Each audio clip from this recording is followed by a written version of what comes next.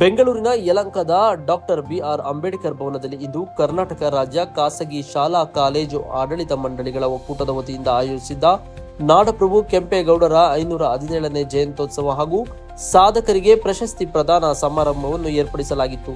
ಸನ್ಮಾನ್ಯ ಶ್ರೀ ಎಸ್.ಆರ್. ವಿಶ್ವನಾಥ್ ರವರು ಆಗಮಿಸಿ ದೀಪ ಬೆಳಗಿಸಿ ಕೆಂಪೇಗೌಡರ ಭಾವಚಿತ್ರಕ್ಕೆ ಪುಷ್ಪಾರ್ಚನೆ ಮಾಡುವ ಮುಖೇನ ಕಾರ್ಯಕ್ರಮಕ್ಕೆ ಚಾಲನೆ ನೀಡಿದರು. ಹಾಗೂ ಸಮಾಜ ಸೇವೆ, ಶಿಕ್ಷಣ ಕ್ಷೇತ್ರ, ಪ್ರಗತಿಪರ ರೈತರಿಗೆ, ವೈದ್ಯಕೀಯ ಕ್ಷೇತ್ರದಲ್ಲಿ ಉತ್ತಮ ಸೇವೆ ಮಾಡಿರುವವರಿಗೆ, ಕಲಾವಿದರಿಗೆ, ವಕೀಲರಿಗೆ, ನಿವೃತ್ತ ಪೊಲೀಸ್ ಅಧಿಕಾರಿಗಳಿಗೆ ನಾಡಪ್ರಭು ಕೆಂಪೇಗೌಡರ ಪ್ರಶಸ್ತಿ ನೀಡಿ ಗೌರವಿಸಲಾಯಿತು. ಕರ್ನಾಟಕ ರಾಜ್ಯ ಖಾಸಗಿ ಶಾಲಾ ಕಾಲೇಜುಗಳ ಆಡಳಿತ ಮಂಡಳಿಗಳ ಒಕ್ಕೂಟದ ರಾಜ್ಯಾಧ್ಯಕ್ಷರಾದ ಡಾಕ್ಟರ್ ವಿ. ಸುರೇಶ್ ರವರ ನೇತೃತ್ವದಲ್ಲಿ ಹಾಗೂ ಎಲ್ಲ ನಿರ್ದೇಶಕರುಗಳು, ಪದಾಧಿಕಾರಿಗಳ ನೇತೃತ್ವದಲ್ಲಿ ಕಾರ್ಯಕ್ರಮವು ಯಶಸ್ವಿಯಾಗಿ ಜರುಗಿತು. ಈ ಸಂದರ್ಭದಲ್ಲಿ ಶಿಕ್ಷಕ ವೃಂದದವರು, ಅನೇಕ ಮುಖಂಡರು, ಗಣ್ಯರು, ವಿದ್ಯಾರ್ಥಿಗಳು ಕಾರ್ಯಕ್ರಮದಲ್ಲಿ ಉಪಸ್ಥಿತರಿದ್ದರು.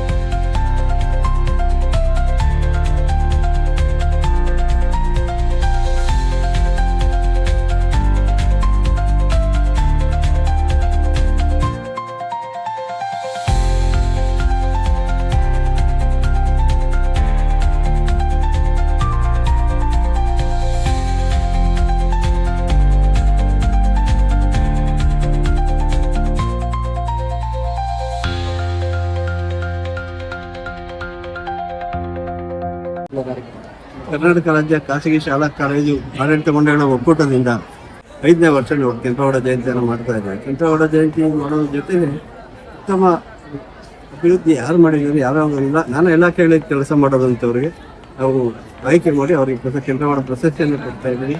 ಈ ವರ್ಷ ವಿಶೇಷವಾಗಿ ನಮ್ಮ ರಾಜ್ಯ ಮಟ್ಟದಲ್ಲಿ ನಮ್ಮ SSLC ಪರೀಕ್ಷೆಯಲ್ಲಿ 2026 100ಕ್ಕೆ 100 ಅಂಕ ಪರ್ಸೆಂಟೇಜ್ ಅಂಕ ರಿಸಲ್ಟನ್ನು ಪಡೆದಂಥ, ಫಲಿತಾಂಶ ಪಡೆದಂಥ ಶಾಲೆಗಳಿಗೆ ಈ ಸರಿ ಅವ್ರಿಗೂ ಸಹ ನಾವು ಗುರುತಿಸಿ ಪ್ರಶಸ್ತಿಯನ್ನು ಕೊಟ್ಟಿದ್ದೀವಿ.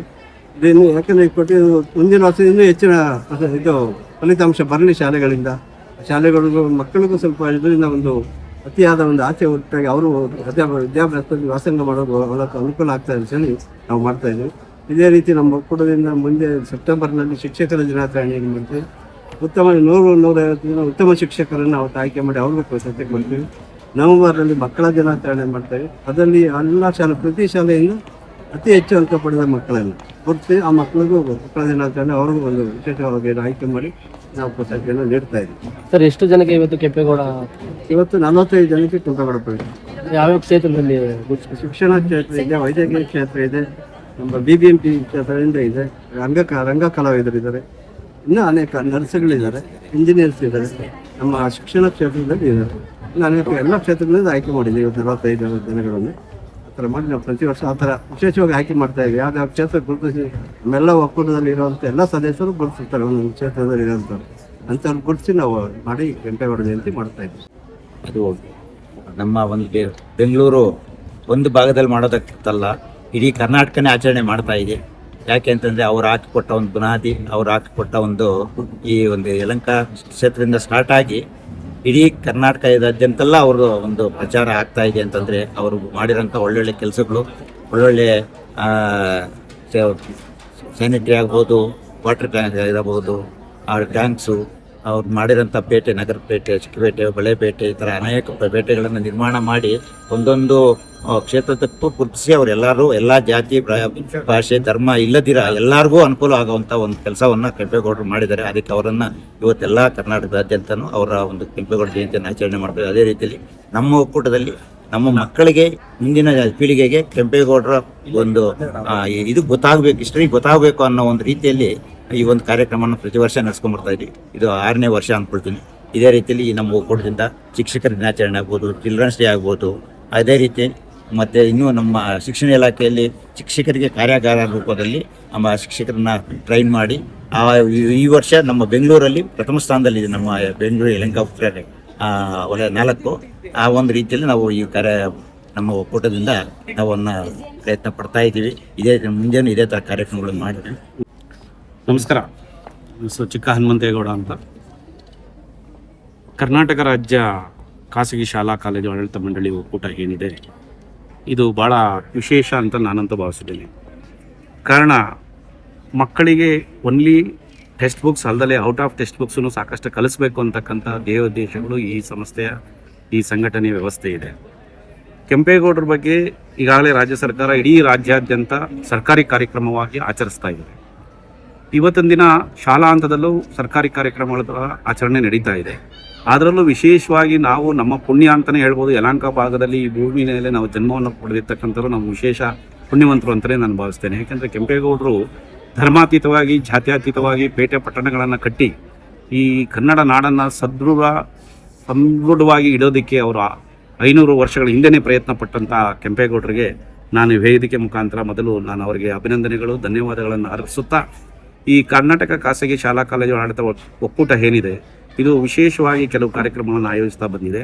ಮೊದಲನೇದಾಗಿ ಕೆಂಪೇಗೌಡ ಜಯಂತಿ ಇರ್ಬೋದು. ಕೆಂಪೇಗೌಡ ಜಯಂತಿನಲ್ಲಿ ಸಾಕಷ್ಟು ಸಾಧಕರನ್ನು ಗುರುತಿಸಿ ಸನ್ಮಾನ ಮಾಡ್ತಕ್ಕಂಥದ್ದು. ವಿಶೇಷವಾಗಿ ಪೌರ ಕಾರ್ಮಿಕರಿಂದ ಹಿಡಿದು ಒಂದು ವೈದ್ಯಕೀಯ ವೃತ್ತಿಯವರೆಗೂ ಸಹ ನಾವು ಎಲ್ಲ ವಿಭಾಗದಲ್ಲೂ ಗುರುತಿಸಿ, ಅವರ ಸೇವೆಯನ್ನು ಗುರುತಿಸಿ, ಅವರ ಸಾಧನೆಗಳನ್ನು ಗುರುತಿಸಿ ನಾವು ಇವತ್ತು ಒಂದು ಕೆಂಪೇಗೌಡ ಪ್ರಶಸ್ತಿ ಪುರಸ್ಕೃತರನ್ನು ಸನ್ಮಾನವನ್ನು ಮಾಡಿದ್ದೇವೆ.